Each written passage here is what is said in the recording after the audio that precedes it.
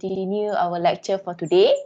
So our lecture for today is quite short because we only will cover one chapter, which is on the feasibility study and market survey. Okay, so before I begin, let me share the screen first.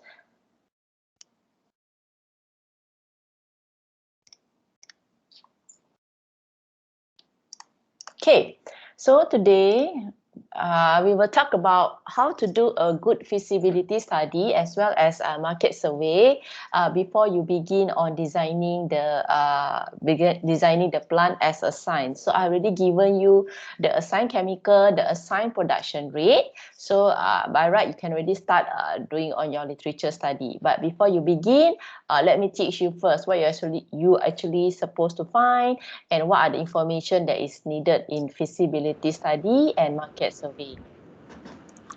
Yes, someone, Azwa nak cakap something ke? Sorry, madam. Okay, alright, thank you. Okay. Alright, so last week I've already done actually a little bit about chapter 1. Chapter 2 tu background study of raw material and products memang tak ada dalam syllabus lah because this you have already learned in reaction engineering last semesters.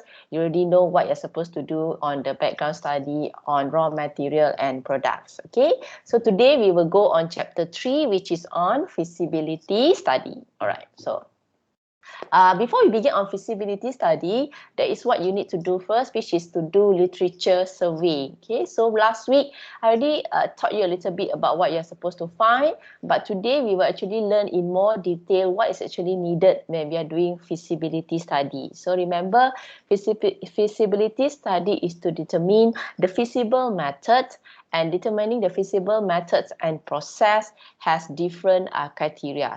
Okay, so it always will begin with a literature survey because you know yourself, literature survey is where you have all the information relevant to the project that you're going to do. Okay, so this literature survey is not only limited to internet, not only limited to your seniors report, but it includes books, encyclopedia, lecture notes, journal article, reports, so on and so forth. So as I told you previously, it's very fine for you to find from other sources, which is very normal. But always remember, when you want to put in your report, make sure you cite the correct sources. Okay, so as I told you, nak guna information pada mana-mana pun is fine because plant design is really a course where you really need as much information as possible. Just make sure that you cite the correct source. And of course, only include relevant information. So that's what the lecture is for today, to teach you what actually the relevant information that you need to include in a feasibility study, or what people actually do when it comes to feasibility study. Okay, when we talk about feasibility study, it actually includes two aspects, which is technical and economic, and both must come in tandem. Okay, so you cannot do only technical without looking at the economic aspect, as well as you cannot do the other way around, just looking at the economic aspects, meaning you want the cheapest plant possible, but you didn't consider the technical aspect. So these two comes in tandem. So not necessarily a cheap plant is a good technical plant. Okay, so these two must come balanced. So this technical and economic study is for you to obtain information about alternative process route. Okay, so as I told you before, to produce a chemical, you don't necessarily only have one process route. Not normally. You will definitely have more than one process route to produce the desired chemical. Most of the time, this is because due to the different types of reaction, but not necessarily.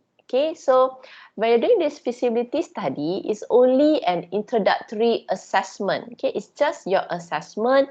The final process route has not been finalized. Okay, so when you find for literature, let's say you have 2 or 3 process route. Let's say you are more in favor of one process route, but that does not necessarily mean that will be the that will be the final process route.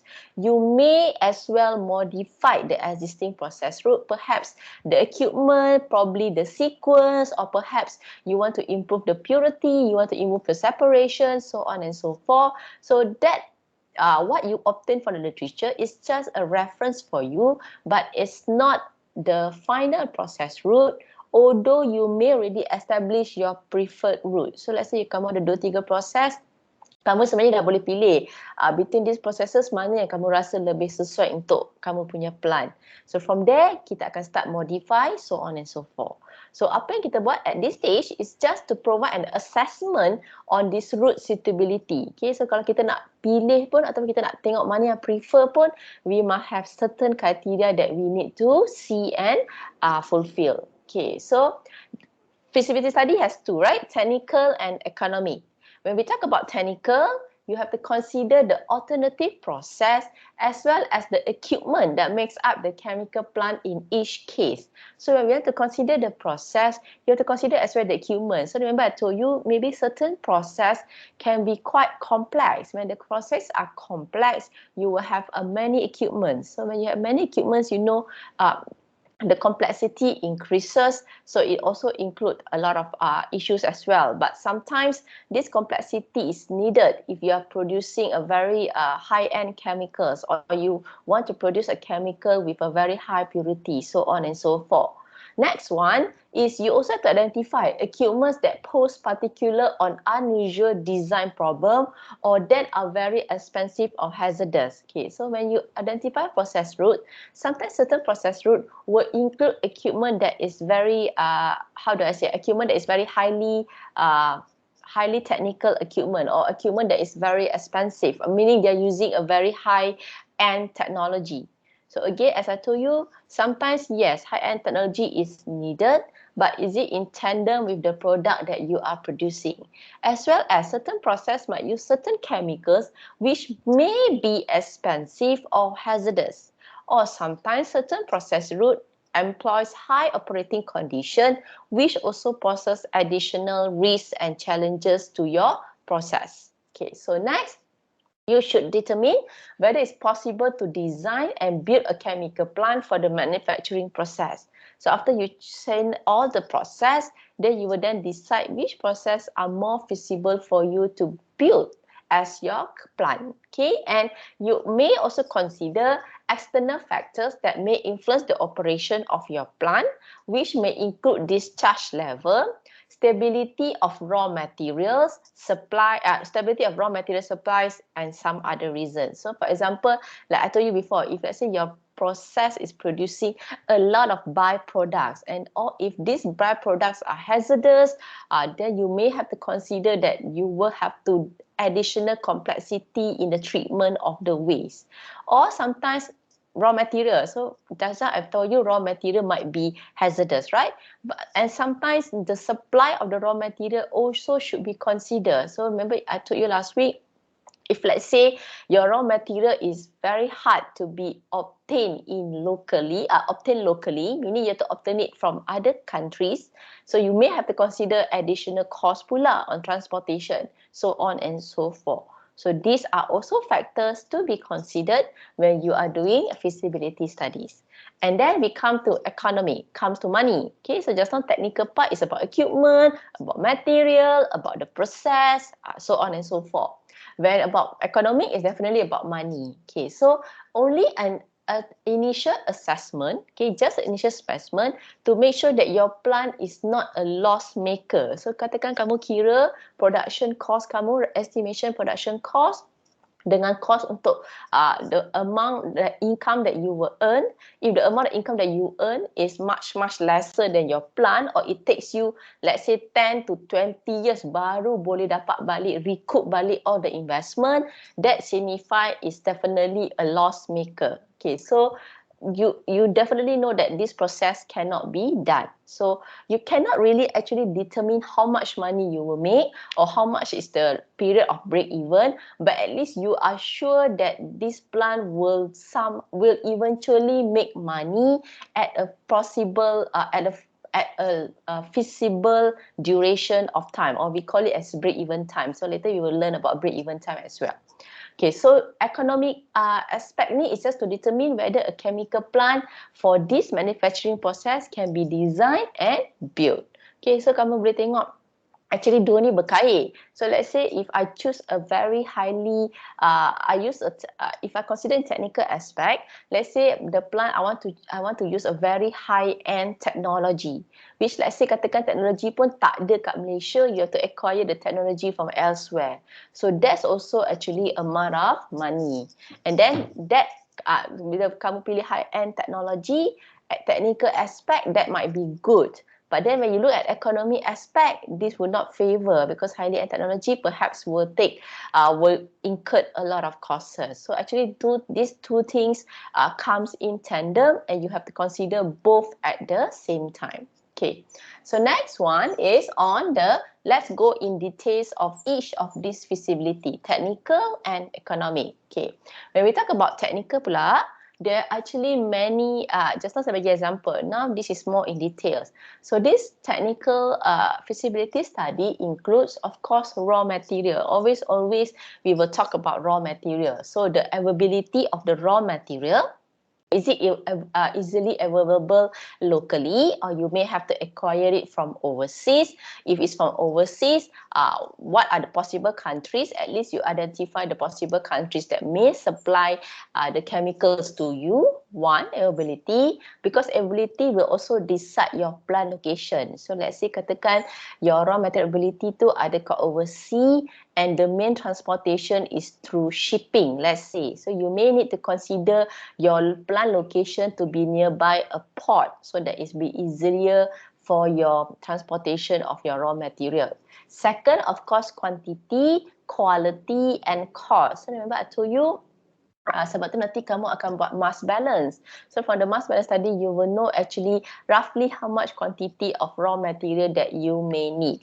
Alright, then of course quality. So I told you kan, the easiest way untuk kamu nak tahu quality raw material kamu is actually to just Google and see the main supplier of your raw material, and usually they will sell in what quality, or to be exact, in what kind of purity. Okay, and then cost, of course cost lah. So you know, right, the cost, any business, the more you buy, okay, the larger purchase you buy, the cheaper cost it will be per kilogram or per ton, so on and so forth. So you may need to consider your plant needs and how much will you need to actually order in weekly basis ke, monthly basis ke, yearly basis ke, and in what quantity per basis. Right? So next, then we come to chemical reaction pula. So feasibility study will also include the study on the reaction that you will choose. So as I told you, normally different process is because different types of reaction. So you will need to consider the thermodynamics and kinetics of the chemical reaction, meaning yield and optimum condition. So remember kan, you learned before, chemical reaction is influenced by many factors, right? So you know, temperature, pressure, sometimes the flow rate, the phase of the reactant also will plays a major part when you're deciding the reaction. So perhaps the reaction that you choose is low operating condition, tapi conversion dia pula rendah. Or certain reaction might have very high operating condition, but high conversion. So you have to consider all this: conversion, operating condition, as well as, because these will influence later the design of your reactor as well. Okay, right. So next one, before I forget pula, jangan lupa raw material kamu pun, you have to consider the phase of your raw material, because you know, right, in comparison to liquid, gas and solid, it's much more difficult if you are, let's say, you want to storage your raw material in the form of gas. So kalau kamu menggunakan reactant in the form of gas, normally we will use liquefied gas lah. Means kita akan you will get it from your supplier in the form of liquefied gas, and then you may have to consider how to change from highly compressed gas or liquefied gas to the normal gas to be used in your reaction. So there's also a factor that you need to consider as well. The next, availability of facilities and equipment at present. So you need to consider, if let's say you are using high-end technology where the equipments are not locally available, or the local designer or the local manufacturer are not able to design your equipment, you may need to consider getting it from other sources out of Malaysia. So normally kalau this high-end technology, they are normally patent, they already patent. So bila dah patent, kamu nak beli teknologi tu, it needs also a large sum of money purchasing the patent of, let's say, the process or the equipment. So perhaps this high-end technology may be the reactor or maybe the distillation column ke, so on and so forth. So you may need to purchase, you may need to acquire the patent to the technology. So that also will include cost. Okay. So next one, material of construction. Why? Because I told you, remember, right? If you are dealing with high operating condition, meaning high temperature, high pressure, material of construction plays a very important part. Okay, so it no longer the same apabila kamu guna a process at room temperature, a process at 300, 400 Celsius definitely will have a different types of material of construction. And then don't forget, you may have pressure as well, because sometimes katakan case kamu tu, kamu kena consider, you want your reaction to be in, let's say, liquid phase. So kalau kamu nak maintain dalam liquid phase, kamu kena make sure di dalam very high pressure. So kalau high pressure, kamu kena consider compressor. You have to have a compressor to increase the pressure. You need to consider the piping construction, because the piping must be able to withstand the pressure, so on and so forth. So material construction plays an important part when we are dealing with high operating condition. And next one, of course, kalau menggunakan fasa yang berlainan lah. So you know, if you have solid phase, liquid phase, gas phase, you know that this will also influence the material of construction. So kamu imagine, katakan you're dealing with solid, you know that, let's say you want to use a continuous process and you're dealing with solid, you know that to pump or to flow solid in a piping is actually a very tough problem as well. So you may need to consider as well this aspect. Next one, of course, safety consideration. You will always need to consider safety consideration based on the engineering standard and codes. Actually, the engineering standard and codes on design is actually to protect all these safety considerations. So nanti bila kamu tengok engineering standard and codes ni, kamu kena faham why there are this specification, because they already taken into aspect this safety consideration. So if you follow the correct engineering code and standard, technically you already consider all the safety. Contohnya bila kamu pilih material construction, bila you decide on the thickness of the pipe, so on and so forth, if you follow the standard and codes, technically you're already following the safety consideration, because this code and standard is based on this safety consideration. However, that doesn't mean that is just the, how do we say, the standard required, but you can always go more than what is needed by the standard according to your plant needs.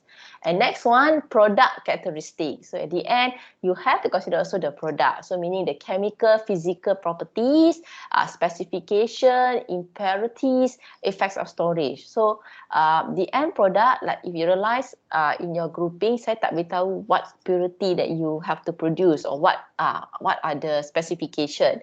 That is for you to decide yourself. What are the specification of the end product according to what you want. So if you ask me, how do you determine? Just again Google, look at your potential customers, and then you will know what specification that they need. So of course bila kita nak jual, kita kena ikut lah kan specification needed by the customers. And don't forget effects of storage. Okay, so you have to consider your storage room, so on and so forth. We're talking about how you're going to storage your product.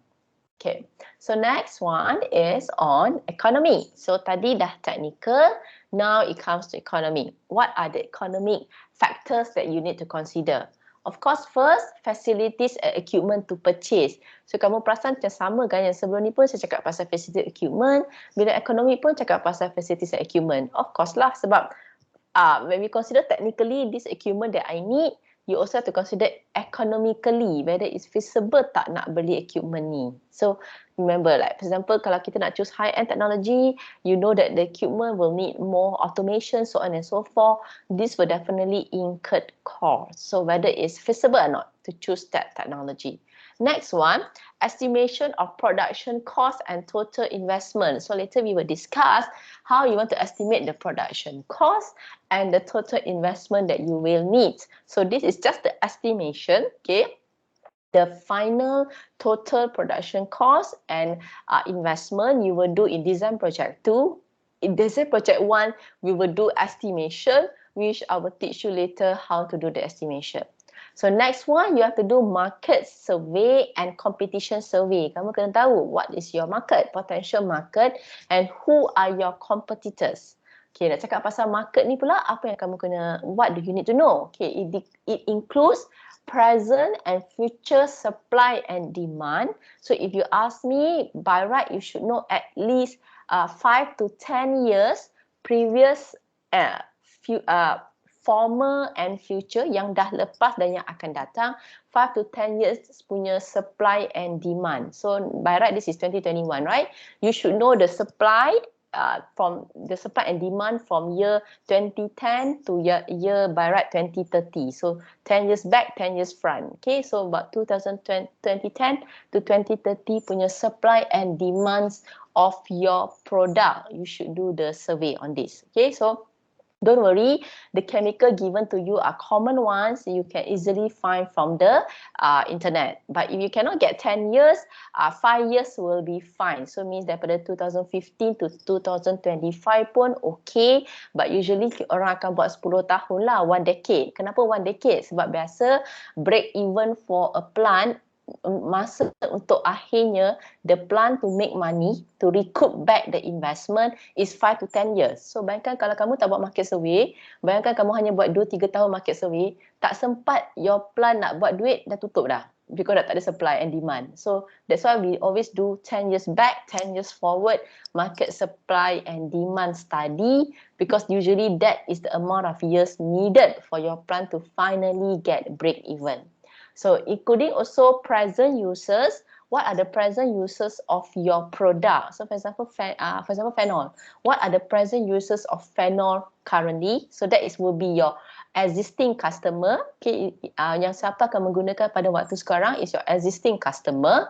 You have to go to new users. Kamu kena tengok juga in future, what are the prediction of the application of your products. Why? That will identify your potential customer in the future. So kenapa ni penting? So kamu kena fahamkan sometimes your chemical, different customer ada different needs, different specification. So let's say right now you are producing to cater to the current needs. There also you have to consider how you might need to tweak your process to prepare to produce the chemical at the specification that will be needed, let's say by your potential customer, so that you can catch your potential customer maybe few years beforehand. So kalau kamu boleh identify in few years, let's say your phenol will be used for a very new application, tapi spec dia berubah sikit. So you can already change, you can tweak your plant, you can modify your plant to cater to this new customer needs as well. So that's why it's important to know current customer and new customer as well. Then present buying habits, price range for product and byproduct. Don't forget, if your byproduct can be sold, you may also consider selling your byproduct. So that is also money for you. So you need to know the price for your product, byproduct, character, location of your plant, and number of possible customers. Character, location, and number of your possible customer. Your possible customer punya buying habits, location, and number of possible customer. Location ni kenapa? Location of your customer may also influence the location of your plant. So let's say kalau customer kamu semua available locally, and you have to already identify where are they and whether it's possible for you to build your plant nearby to your customer. So katakan pula kalau customer kamu pula kat overseas, and then you may need to consider what are the transportation that you will use, and your plant location might be located near to that location of the transportation. For example, shipping port ke, airport ke, or perhaps if it's towards Thailand, you may consider using the road, so on and so forth. So that also will be the things that you may need to consider when you're talking about economic study. Okay, next one, competition. So competition includes now competition is about for those people, for those companies that are selling the same product like you. So you have to identify their production statistics, comparison of the various manufacturing process, product specification of competitors. So kalau kamu boleh tahu competitors punya how much production rate dia, okay, berapa dia punya comparison of the what are the manufacturing process that they use, and if you can even know the spec of their product. So you have to consider jugalah when you're doing yours, you have to consider what the competitors are doing as well. Okay, so then next, profits, transport restriction and plant location. So plant location juga memainkan peranan penting. We talk about economy, transport restriction. So transport restriction is related to your chemicals that you are producing, as well as the raw material. And of course, it comes to profit, how much money that you will make, right? Okay, so next one, to more details, market survey and economic analysis. So cost of the raw material quantity, which I did told you. So this is just to recap back.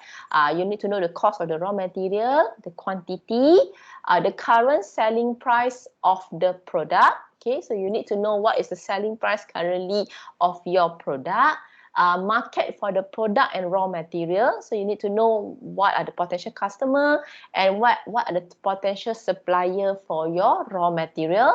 Location and size for local use and export. So let's say you're producing, kan saya become production rate, right? Okay, so not necessarily you only sell locally. Okay, you might actually even sell it, export it somewhere. So you have to consider what are the size, what are the location and size for the local use, okay, how much is the local needs, and perhaps the additional ones will be exported.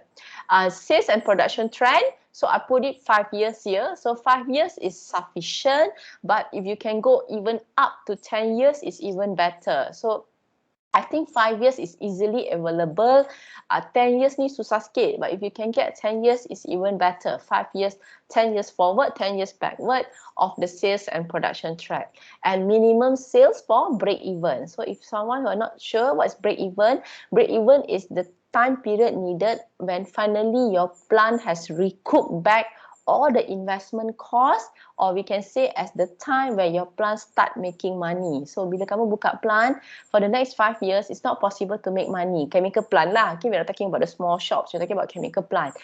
Usually it takes about 5 years when finally your plant start making money. So for the first 5 years memang hilang duit. Sebab tu nanti kita akan belajar, we will learn about government policies.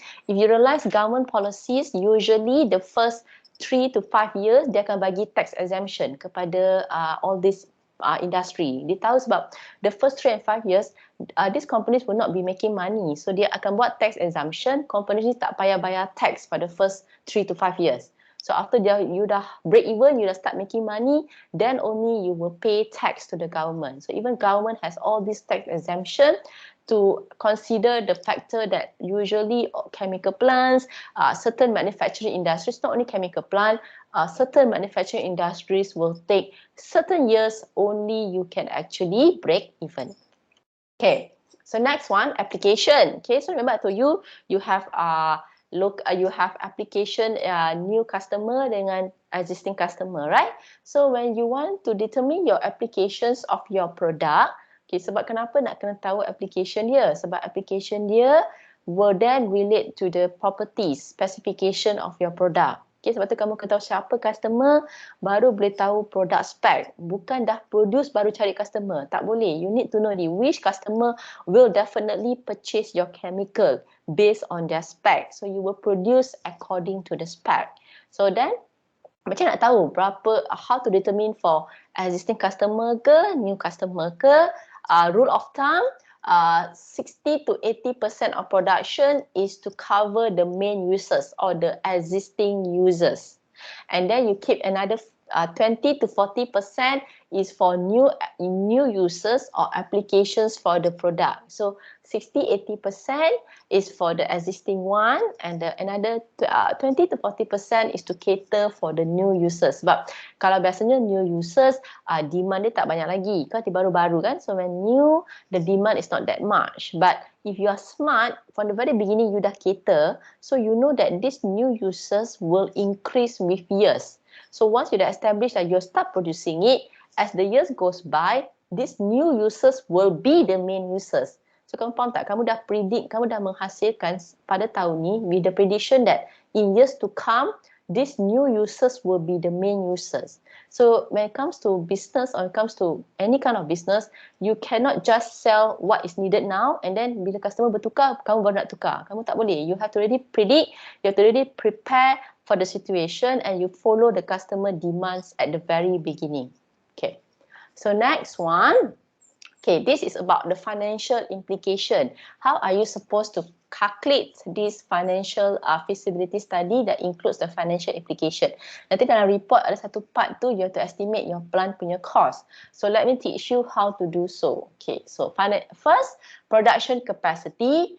In comparison to the cost of existing plant for the literature based on the proposed plant production capacity. Okay, this production capacity first is to just give you a rough idea of the cost. So macam mana nak buat ni? Okay, you find from literature, okay, plant that uses the same process as yours. So means katakan kamu dah choose process A, cuba kamu cek pada literature any other plant that uses the process A. Okay, second, find information on their production capacity. So contoh katakan production capacity dia adalah 1 million metric ton per year. Okay, so let's say yours is through 2 million metric ton per year. Okay, proses yang sama, method yang sama, dia hasilkan 1 million metric ton per year, you produce about 2 million metric ton per year. Okay, then next. Cuba cari production cost dia. Cuba cari total cost of plant dia. So let's say cost plant dia tu adalah katakan about 20 million. So kalau dia 20 million to produce 1 million metric ton, for your case kalau 2 million metric ton means you will double 2. So will times 2. So yours will about 40 million. So macam how do I say this is ups. You estimate the cost based on the downscale or upscale lah. So meaning kalau dia hasilkan 1 million, dia cost plant dia 20 million, yours one is 2 million metric ton per year, your cost is probably about 40 million. So that is just a rough estimation based on the production cost. Okay, tapi means you should not go more than that lah. You should not go that much difference from them. Your cost on your plant will be about that cost 40 million, so on and so forth. So kamu fikir balik, bila dah 40 million tu kamu kena consider lah. Kamu kena tengok balik kamu punya cost of product, so on and so forth. Okay, so then you can choose. Let's say 2-3 method, berapa estimation production cost dia, plant dia. So let's say 40 million, 20 million, 30 million, so on and so forth. So that is one of the rough estimation that you can do. But that is rough estimation. Okay. And then you have to do quite not a detail, a preliminary estimation. Okay, so dua benda berlainan. Yang tadi kamu buat tu berdasarkan competitor punya production cost, but that is just to give you a rough idea. Okay, to do a more detailed preliminary investment calculation, kamu kena kira dua benda. Okay, so that two things is what we call, I think, don't know whether you have heard it before, we call it as capex and opex. Actually, bila kamu pergi mana-mana company, when you talk about money, talk about budget, dia akan cakap about capex dengan opex. So you have to know the difference between capex and opex. So capex is capital cost, opex is operating cost. So saya rasa kamu dengar perkataan capital dengan operating pun, you already know the difference. Okay, capital cost, capex is one-time cost. Satu kali cost dia. Means kalau plant tu nak, you want to open a plant, you will have to incur or spend one-time capex cost. So this capex cost is equipment dengan facility. Okay, means masa saya nak bina plant tu, satu kali cost yang saya kena keluar, cost adalah untuk equipment dan facilities, which include building as well. Jangan lupa, bukan equipment dan facilities, include building as well. Okay, so bila kita cakap pasal break even ni, actually break even ni is the time for you to pay back capex. Sebab saya kata time to recoup back your investment. Sebab bila kita nak bina chemical plant, kita kena invest certain money untuk building, facilities, equipment. Okay, so that is capex and time taken for you to recoup back to habis bayar capex tu adalah dipanggil sebagai break-even cost, break-even time. So that's why I say payback period for capex. That's what we call as break-even. Okay, so that is capex. Okay, so next one is OPEX. OPEX is operating cost. OPEX ni adalah cost yang continuously will have OPEX or continuously will be incurred by the plant. So this include labor, utilities, maintenance. Okay, so kamu tahu kan bila plant tu berjalan, memang kamu selesai kena bayar labor, kamu selesai kena bayar utilities, kamu selesai kena bayar maintenance. Okay, so these three are considered as operating costs. And usually, operating cost is 10% of your capex cost. Okay, so nanti apa kamu akan buat? Kamu akan from your plant, sebab tu kamu dah tahu proses, kamu akan tahu equipment. Okay, kalau macam building tu semua tak apa. Initial financial study, kamu tak tahu cost building pun tak apa. Kamu tahu dulu cost equipment. So bila tahu proses, kamu akan tahu equipment dia kan. So daripada equipment tu kamu kena estimate cost equipment. So kamu jangan lupalah certain equipment, kalau perlukan 2, perlukan 3, kamu kena kira cost equipment. Okay, so that can be your initial capex estimation. Sebab biasa main cost of capex are equipment. Okay, so kamu tahu cost equipment estimation, itu capex kamu. Kamu just estimate 10% tu adalah OPEX. Katakan kamu dah estimate cost capex kamu, let's say 10 million. Your OPEX is about 1 million, 10% of your capex. Okay, so that's how you do initial estimation of your capex and OPEX. Okay, and then next rate. So bila kamu dapat estimation cost ni, itemize all costs as a yearly rate or per ton of chemical produce. So bila kamu nak buat cost ni pun, dia mesti per something. Ada per time, per year or per ton of chemical produce. Dia kena ada basis lah. Kamu tak boleh buat sebarangan cost. Nanti tak tahu cost ni berdasarkan basis per tahun ke, per chemical. Okay, so kena ada basis on the calculation. Okay, right. So next, I will go more detail a bit about capex.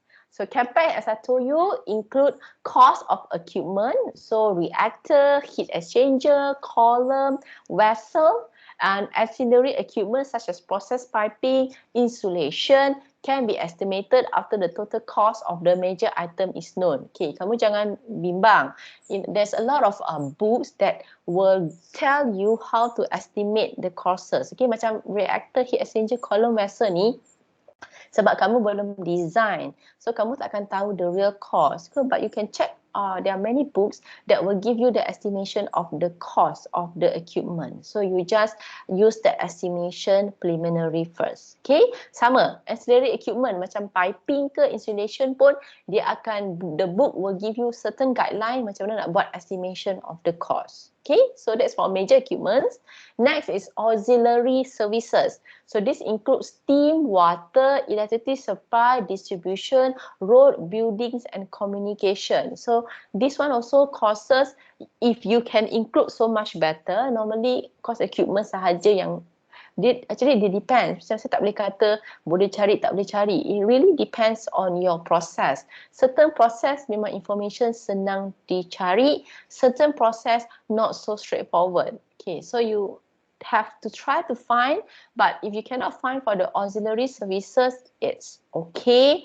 But if you can find, it's so much better. Means kamu dah boleh estimate berapa air yang kamu gunakan, how much electricity supply, what are the cost of your building, so on and so forth. If you can do the estimation, so much better. But if you cannot, it's just the cost of equipment also okay, right? Next one, OPEX. So as I told you, OPEX at the moment, alright, it includes laboratory costs, operating labor, capital repayment charges, insurance. It does not depend upon production rate and must be paid even if no chemical is produced. Okay, OPEX ni pula, sorry saya terjump sikit. OPEX ni ada dua. One is called as fixed cost, one is variable cost. Fixed cost ni maksudnya production rate kamu ada ke, tak ada ke, naik ke, kurang ke, these costs are still fixed, which is the labor lah. Okay, kamu kena ingat, kamu tak produce pun, kamu, even if your plant does not last not work for that 1 year ke 1 week ke, labor cost ni kena bayar. Kamu tak boleh tak jalan kamu punya plan, kamu tak bayar pekerja. Cannot, it still must be paid. Operating labor lah kan, laboratory cost, capital repayment charges, insurance. And next one is variable cost. Variable cost ni depends on your production rate. Why? Because variable cost include raw material, shipping, utilities. Means kalau production rate saya tinggi, raw material saya pun meningkat lah. Kalau if I produce more product, then my shipping cost will incur lah, because I might need to export my product or import my raw materials. So by right, as I told you, at this moment, kalau kamu tak boleh estimate in detail OPEX, you just take rule of thumb is 10% of your capex. So capex tu kamu kena estimate berdasarkan equipment, so on and so forth, and then you just estimate OPEX about 10%. Or if you can find from books, ada dibagi guidelines sebenarnya. So if you can use the guidelines, then you will have a more detailed calculation of the cost. Okay, right. So next one is, what do you need to include? Okay, so in your feasibility study, you have to present all the findings in a clear and concise manner, identify assumption made, consider various scenario, changes in product selling price, raw material cost, increase export market, inflation rate, current exchange. So you can see bila buat feasibility study ni actually quite tough sebab in the sense that one thing our kekurangan is information lah. Of course, when we have information, we can do a very comprehensive one. Tapi yang penting yang kamu kena ada, market study tu kena buat. Okay, supply and demand, the cost, selling cost, raw material cost, tu semua kamu mesti kena tahu. Okay, and then capex estimation based on the equipment, that one pun kamu kena buat to get a good feasibility study. Okay, so a successful project basically has 3 factors: sustainable, environmental friendly, and safety first. So that's all for feasibility study. So I already completed on feasibility study for today. Alright, so I will continue our lecture tomorrow on block and flow diagram. So tomorrow class, please make sure you attend, because tomorrow you will really need to learn how to do a correct block and process flow diagram. Block diagram dengan PFD. So tomorrow I will cover that. So for today, that's all for today. If you don't have any questions, I think in the chat group, you are required to set the time with Madam Nurul Ahmad, right? So better do that, because I think your consultation will begin, for mine will begin on this Wednesday. And as I repeat, I told you, for this consultation this week, you must be able to tell me what are the possible production process, and please provide all the information. Jangan nanti I really need to know what information that you have, so that I can give opinion whether you should choose process A ke, process B ke, so on and so forth. Okay, I told you only 2, minimum 2. You can get more than 2 is better, but at least 2 process, because dalam report kamu kena represent 2 different processes. Okay, so if there's no question, I will see you tomorrow. Thank you everyone.